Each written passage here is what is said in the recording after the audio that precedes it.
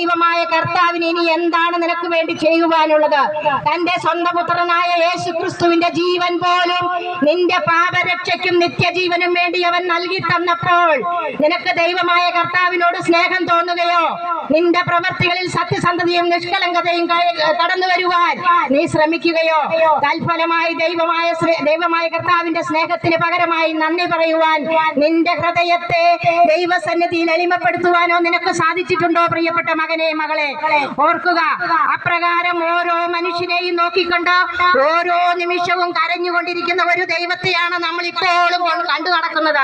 നമ്മുടെ പാപങ്ങൾക്കും അതിക്രമങ്ങൾക്കും വേണ്ടി തകർക്കപ്പെട്ട യേശുവിനെ പോലും മറന്നുകൊണ്ട് സ്വന്തം ജീവിതത്തെ മാത്രം കരുതി ദൈവസ്നേഹത്തെ മറന്ന് മറ്റുള്ളവരോട് കോപിച്ചും അവരെ ദ്രോഹിച്ചും ദുഷ്ടത പ്രവർത്തിച്ചും കടന്നു പോകുമ്പോൾ നിന്റെ ആത്മാവിന് വേണ്ടി ഈ ലോകത്തിൽ നീ എന്താണ് നേടിവെച്ചിരിക്കുന്നത് എന്ന് വിശുദ്ധ ബൈബിൾ